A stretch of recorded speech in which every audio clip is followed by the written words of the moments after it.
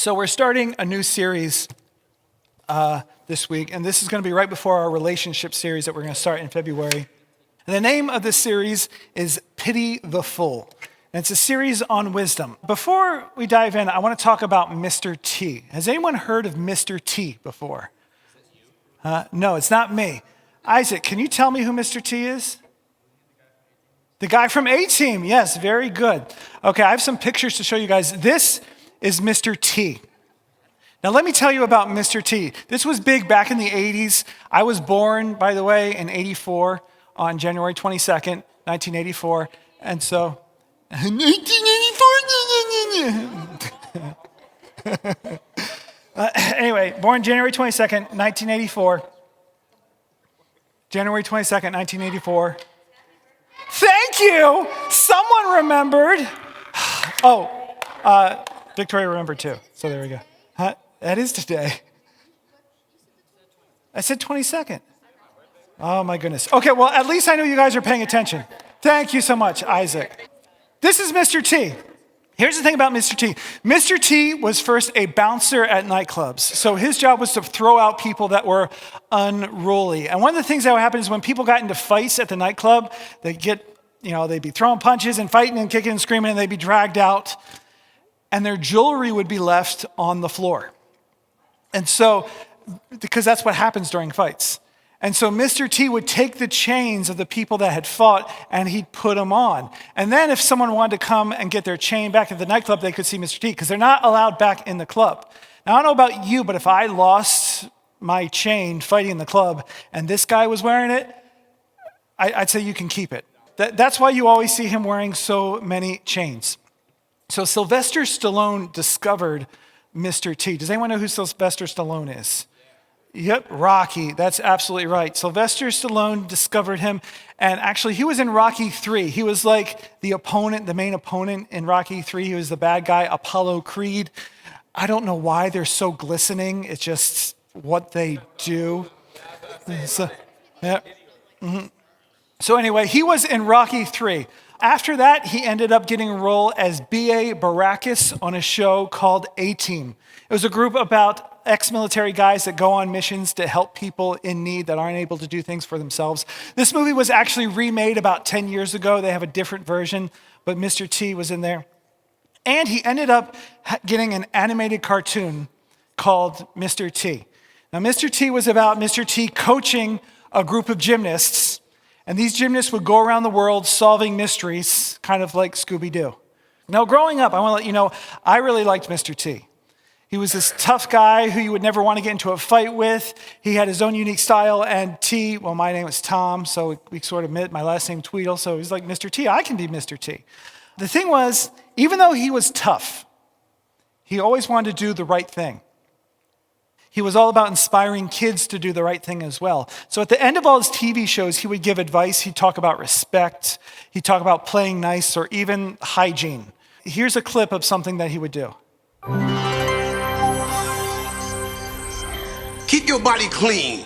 Bad hygiene just ain't cool. Bathe or shower every day. No one loves a smelly fool. For more tea wisdom, watch I Pity the Fool, Wednesday nights at 10, only on TV Land. So he would always have these funny sayings, but it was always about like being nice, being good, like being more upstanding, that sort of stuff. He made shows and music videos to try to get kids to learn about character and getting along. Now, what I'm about to show you is a blast from the past. I want to be very clear. This is not my generation. I was like a baby when this happened. I also want to let you know that not everyone from the 80s dressed like this. I'm also sorry if this is painful to watch. But I want you to watch and listen to the lyrics as well.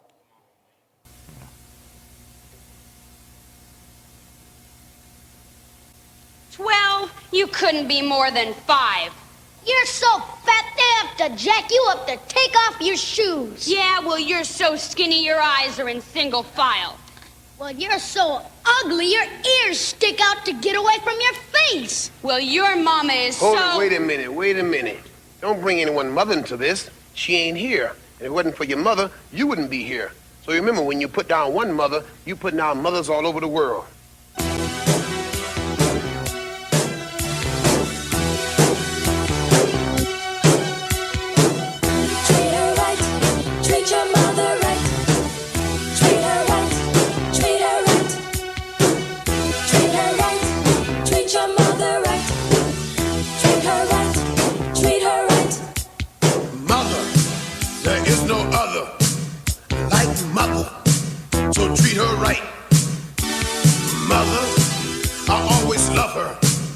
my mother. So treat her right, treat her right. M is for the moan and the miserable groan from the pain that she felt when I was born. O is for the oven with its burning heat, where she stood making sure I had something to eat. T is for the time that she stayed up nights and took my temperature when I wasn't feeling right. H is for the hard-earned money she spent to keep clothes on my back and try to pay the rent. E is every wrinkle I put on her face and every worry that I caused when I stayed out late. The last letter R is that she taught me respect, and for the room up in heaven that I know she'll get. Mother, there is no other like mother, so treat her right. Mother, I always love her. My mother, so treat her right, treat her right. Treat her right, treat your mother right. Treat her right, treat her right. My mother, so treat her right, treat her right. I saw some of you vibing along with that. I think you might like that. It's catchy. You're gonna be like, treat your mother right. Going to bed at night, you're gonna be like, oh, it's stuck in your head. You're gonna need the name of the bit. Well, just so you know, the videos, like we're recording service, so if you ever want to go back and see something that we have during the message, it should be there. So that will be there. By the way, you like his outfit? Had these like short camo shorts and then socks. So tell you what, if we raise if we raise $2,000 for Grace for the Journey next year, I will dress up like that. Exactly like that.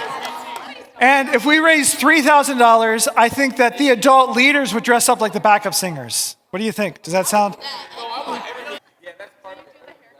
For $4,000, I'd do the haircut. Katie's looking at me like, hey, if you guys do it, I mean, awesome. My job is to inspire you.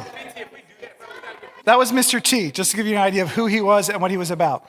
Here's the thing. He had a saying, and this saying started in Rocky III, and he ended up saying it on all of his TV shows and videos. And you may have seen at the beginning, it said rules for fools, and that, like, where he was talking about, like, don't be smelly, basically, like, have good hygiene. And this was the saying that he would constantly say. I pity the fool. I pity the fool. I pity the fool. Just like that. Basically, what he was saying was he would be calling out foolish behavior. He didn't want people to be fools. If someone wanted to get in a fight with him, well, then he would pity that fool. If someone wanted to do drugs and drop out of school, he would pity that fool. And so this brings us to the series that we're starting this week as people put away their phones and stop looking at them and look at me instead. Thank you very much. I know your phone probably looks better than me, but thank you. This brings us to the series that we are starting tonight, which is Pity the Fool. Why wisdom matters. We're going to be talking about wisdom during this series. How do we become wise? How should we live our lives so that we aren't fools? So today, there are so many sources of information out there. And a big thing being talked about today is misinformation. It can be hard to know who to trust to get wisdom. Who do you go to? Who can you trust? In the book of Proverbs, the author writes in the same way that a father would address his son. He wants to give him life advice, basically wisdom to help guide him through his life. So in this book, that it's like a father writing to his son. In the first 10 chapters, the father personifies wisdom and foolishness. And so he tells his son that wisdom and foolishness are like two different women.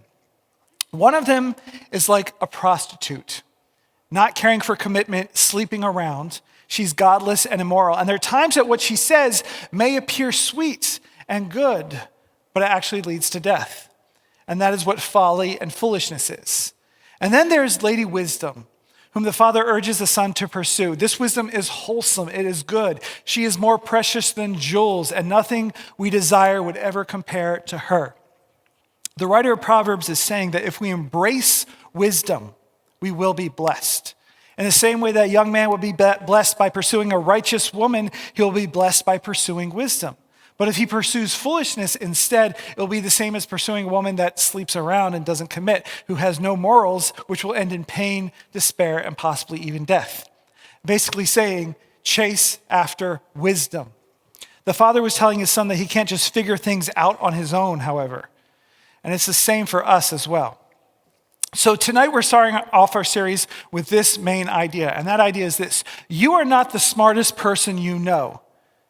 You are not the smartest person you know, so don't live like it. See, if we had to figure out everything on our own, we would be completely lost. Okay, that's why we need parents in life. Okay, if mom had the kid, wham, okay, and the baby came out, it's right there. It's like, peace out, bye. Is that baby going to live? Okay, not at all. That baby's going to die. Also, you could take care of the kid and not say anything to it and pet it, and then maybe it becomes 5, 10, 15 years old and walk away. Now, is that kid going to survive? Maybe. But are they going to be able to interact with the world successfully? Absolutely not. They need to be told stuff. They need to be taught. They need to be guided. This is why we need parents to teach us how to care for ourselves. The thing is, we get old enough that we can start making some of our own decisions, and many of you are at that point. But the truth is, we will turn to someone or something to get advice. And so what we're going to do is we're going to look at someone in the Bible who just became king and the different kinds of advice that he received. And this is a story about Rehoboam and Jeroboam. Okay, and I'm going to read and then explain what we have going on here. This is found in 1 Kings 12, 1 through 13, if you want to look it up later. So Rehoboam went to a place called Shechem. And he went there, for all Israel had gone there to make him king. So it was time for a new king to be put into place. And Rehoboam was the next one in line. Everyone was like, hey, we're going to go have this big celebration, coronation for the new king.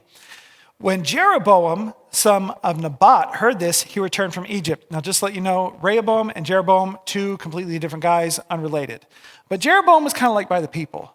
He was well known, everyone kind of looked up to them. He was someone that we could go to for wisdom advice. He was like a leader. When Jeroboam heard that Rehoboam was going to be made king, he came onto the scene. It says, and the people all sent for Jeroboam.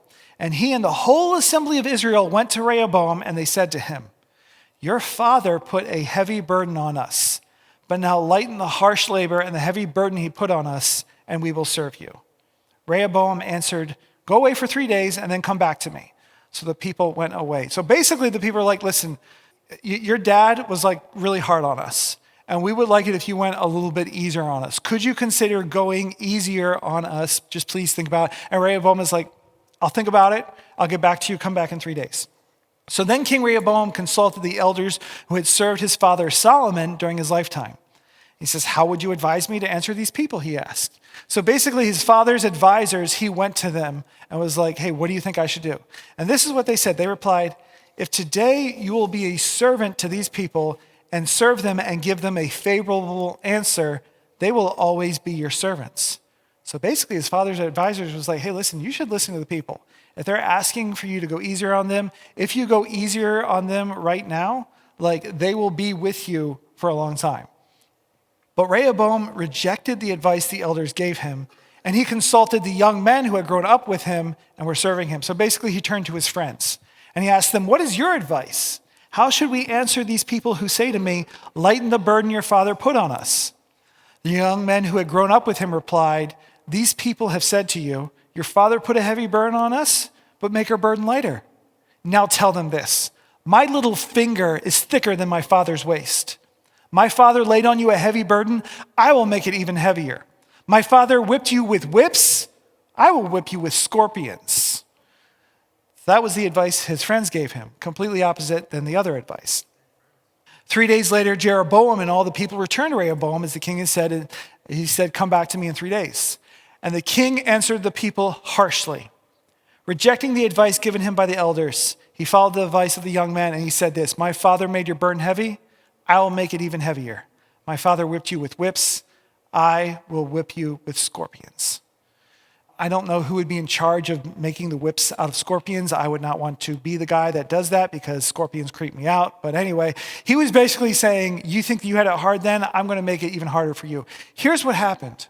As a result of Rehoboam being mean to his people, most of the kingdom abandoned him. Have you ever seen kids on the playground and they're playing, and one kid is being made fun of and he's being bullied, but he's the one who owns the ball. What is he going to do? He's going to take his ball and go home. He's like, okay, fine, you're going to be this way, peace, and walk away and go. That's basically what most of Israel did to him. The kingdom of Israel was actually split from that point on. They're like, okay, if you're going to treat us that way, we're not going to listen to a thing you say. And we're going to go, and you know what? We're going to put Jeroboam in charge of us instead because we really, really like him. And we're not going to pay taxes to you. We're going to have nothing to do with you. All because Rehoboam listened to the wrong people and followed bad advice. This is actually kind of like a turning point in the Old Testament where the kingdom of Israel is split into two kingdoms, a northern kingdom and a southern kingdom. I'm not going to get too much into those details, but it is a big thing that happened, all because Rehoboam decided to follow the advice of his friends instead of his elders. The question with all this is, what are we supposed to do with this information? If we aren't the smartest person that we know, how do we choose where to get advice? What can we learn from this story about Rehoboam? Where should we get our wisdom from? How do we not become fools so Mr. T doesn't pity us? And so we're going to talk about who to go to for advice. Now, I noticed that many of you raise your hands like you use ChatGPT. You've used it before. I don't know how often you use it or how regularly you use it, but I see a lot of people going to AI for advice. And the video that we saw at the very beginning of youth group was people that relied on it so heavily that they didn't know what to do when they didn't have it anymore. I want to let you know that AI has so many issues with it that if you rely on it by itself, you're going to be disappointed. If you use it wisely as a tool, it can be really helpful. I use it as a tool. I use it for a lot of my graphic creation for youth group, that sort of thing. But I don't use it to write messages or sermons or anything because that's not what it should be for. I saw a video recently, and I was going to share it with you guys, but it was kind of anticlimactic. It was New Year's Eve, okay, in New York City, and a bunch of people showed up at the Brooklyn Bridge to see these fireworks. They were like, hey, what's a great spot that most people don't know about to go watch fireworks? And they're like, there's fireworks at the Brooklyn Bridge. You can get here at this spot. Okay, it's going to be fantastic. And they asked ChatGPT this, and they all show up, and there's tons of phones. There's thousands of people here at this place. And you see them count down, 5, 4, 3, 2, 1. And it was like they're waiting for a big bang, and nothing's going on. And the video is 40 seconds long, and nothing happens. I looked into it, and what happened was everyone heard through ChatGPT that there was going to be fireworks there. There were no fireworks there.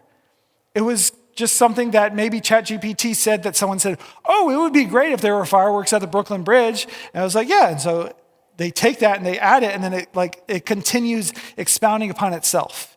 Because if it's posted somewhere on the internet and then it's posted somewhere else and it sort of just replicates itself, AI can do that. So you might think that you're getting good information, but it's actually bad information that's completely false. So we can't go to AI for everything. You guys have seen the videos where hands don't look right. So there's still glitches and problems with AI. So I want to let you know that is not where you need to go. But I'm going to talk about who to go to for a person for advice. There's 3 different things that you should look for and who to go to for advice. The first thing is this: you need to find someone that shares your passion for God. There's a difference between the wisdom of man and the wisdom of God. I've seen some brilliant people with ridiculously high test scores. They have high IQs, but they're complete idiots. They don't know how to live their lives because they refuse to follow God. They make decisions that are so terrible for them. Just they might be really brilliant, but they go after that woman who's a prostitute, that her ways lead to death. And it might seem like it's really good and nice now, but then later on they find themselves empty and depressed and lacking, all because they made bad decisions lacking wisdom. Even though they may have been brilliant and had book smarts, they didn't follow wisdom. They didn't follow the ways of God. So the first thing that we need to seek when seeking a good source of advice is someone who shares our passion for God. The second thing that you want is you want to find someone that has been where you want to be. If you're going water skiing for the first time and you've never gone water skiing before, why would you go and ask your friend what to do when it comes to water skiing if they've never gone water skiing before? That makes no sense at all. If they've never gone through that, then it's pointless to ask them. It's the same thing when you ask your peers for advice in a bunch of life situations. Why would you do that? You want to ask someone who has been where you want to be. If you want a successful marriage, talk to the couple that's been married for 30 years.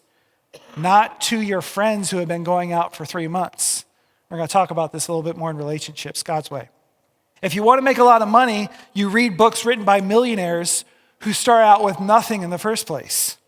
If you want to be successful, talk to people who are already successful, not people who have ideas on what may or may not work. Yes, it's great talking to people that have drive and are going and are doing stuff and they're moving and shaking, but if they haven't reached anything, then they have good ideas, but they don't have experience. They don't have wisdom to share with you. If you look at Rehoboam and his friends, he went to his pals who hadn't done anything before. They were giving their opinions.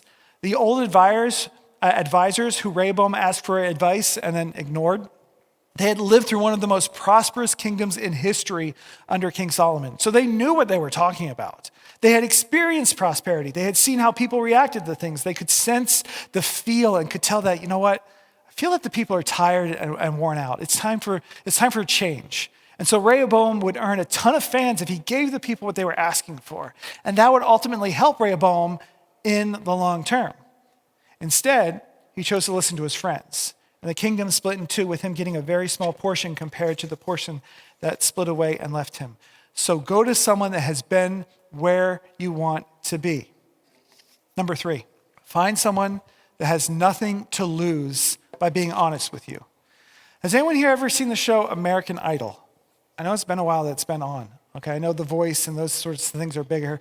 I want to let you know it's not my kind of show. But there was one thing about American Idol that I really liked, and I don't think they have it in the new shows now. And that's when they have this episode where all the people tried out that were just absolutely terrible. They could not sing at all. They're just the worst. Absolutely atrocious. And I couldn't help but ask the question, how did you not know that you were that bad? You took all this time and money to come and get in front of people, and in front of cameras, by the way, and your horrible performance is put on for the whole nation to see. Like, you can go on YouTube right now, like type in American Idol worst performances, and it's there, ingrained forever in history. And for some reason, these people decide to go. I'm like, how did you know that you weren't that bad? When these people were interviewed, this is what they would say. This is what everyone tells them. My friends told me I sounded amazing. My boyfriend says I have the perfect voice. My agent, who I pay up front before I get paid anything, told me that I had a unique talent. All these people were lied to. Why? Because they had something to gain from the person they were giving advice to. Of course the boyfriend is going to be like, you sound wonderful, even if she doesn't, because if he says that she sounds bad, then he thinks that she might break up with him. Friends, no, you sound really great. You sound nice. What do they know? They don't know anything. They're not in the industry. And then, of course, there's the agent who got paid up front before the person got paid anything at all. The agent was just out for money. It's like, oh yeah, you sound amazing. Give me money and I'll go and I'll represent you and I'll set up your travel to go to this place. They're getting paid even if the person who's singing doesn't get paid. Ask people who don't think like you. Ask people who won't feel bad about telling you that you aren't good enough for something. Ask people who aren't looking to gain off of their successes. When I look about Rehoboam, I think about how his friends were like rubbing their hands together and like, you know what? We grow up with Rehoboam. I bet when he's king, he's going to take care of us. He's going to look out. And you know what? If we tell him to tax the people and work them really hard, we're going to benefit off that. They think about all the sweet money they could have and just how they could have this lifestyle of luxury. They were looking to profit off of Rehoboam. So the advice that they gave Rehoboam wasn't for the good of Rehoboam. It was for what they thought was the good of them. James chapter 1, verse 5 says this, if any of you lacks wisdom, you should ask God, who gives generously to all without finding fault, and it will be given to you. And all the conversations I have with you guys, one of the things I love to talk about is like what you want to do when you get older. And when it comes to like looking for career advice, one of my first questions when someone tells me what they want to do with their life is this: who have you talked to? Who have you gone to for advice about what you want to do? Have you talked to someone who has done what you want to do? How did they get there? Have you talked to multiple people who have gotten there? Because maybe this person got to do it this way, and then maybe this person got to do it another way. And then maybe you can talk to both of them and then figure out what path works best for you. The same thing when it comes to relationships, by the way. If you want a good relationship, talk to someone who has a successful relationship. If you seek the advice of someone who has been divorced a couple times, well, there's a good chance that you're going to get advice that leads to divorce. Well, I talked to this person who has a lot of experience. They've had so many boyfriends or so many girlfriends.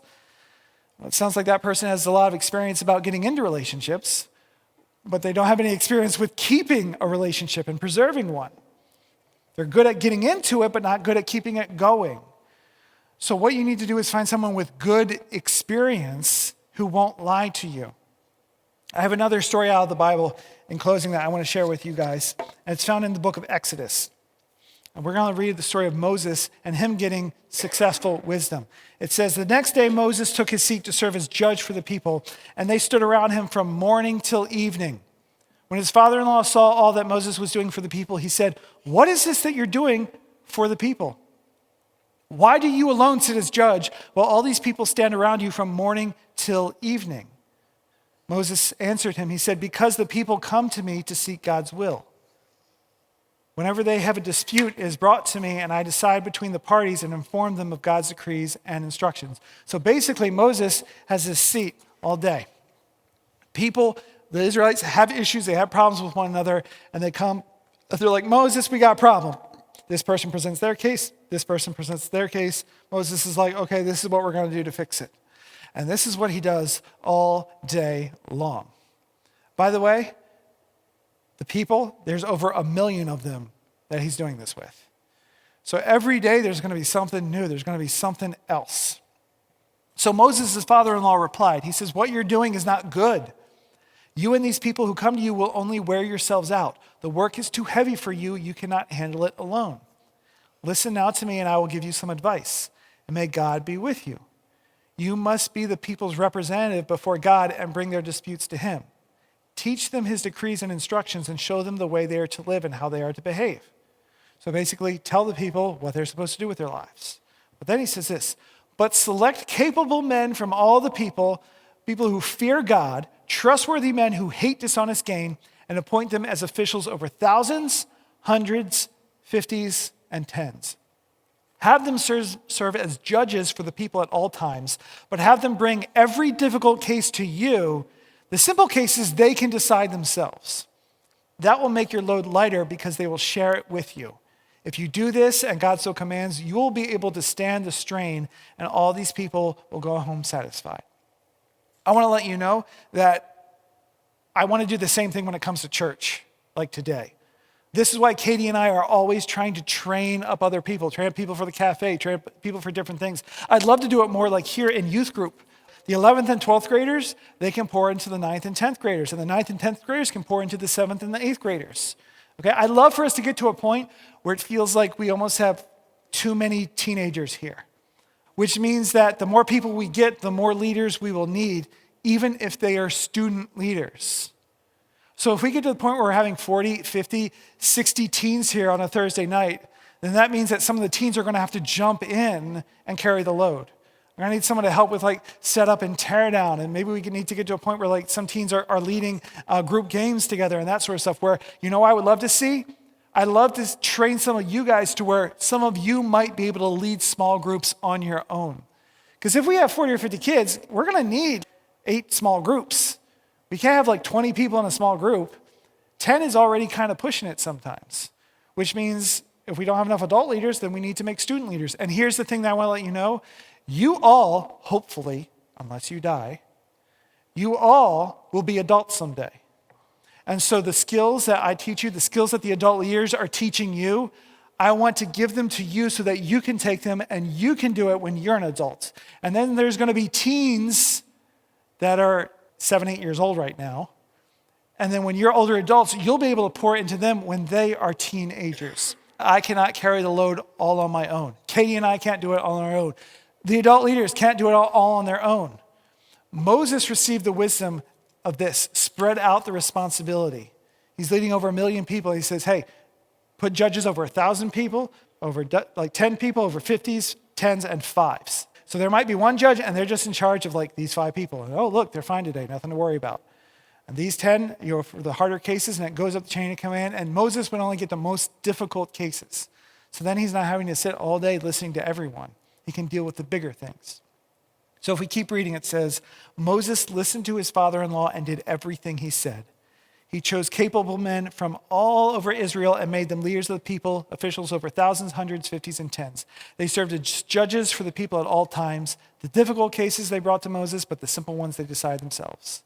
So this was Moses listening to someone who was older than him and had been around and had nothing to lose by being honest with him. So I want to say this to all of you.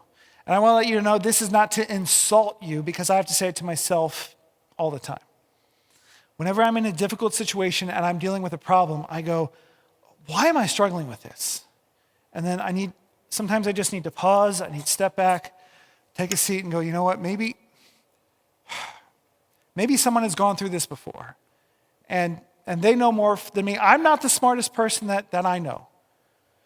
So I need to go find someone who is smarter than me, who has been where I want to be, who shares my same passion for God, and who has nothing to lose by being honest with me. And I think you guys need to do that too. You're not the smartest person that you know. And again, that's not a slight, because I'm saying it about myself as well. If you're not the smartest person you know, don't live like it. Use the wisdom of others to make wise choices. God has given you many other people on earth to learn from. So find someone who shares the same passion for God that you do. By the way, for some of you, that might mean that you should work on increasing your own passion for God. But that's for another day. Find someone who has been where you want to be and done what you want to do, and then find someone who has nothing to lose by being honest with you.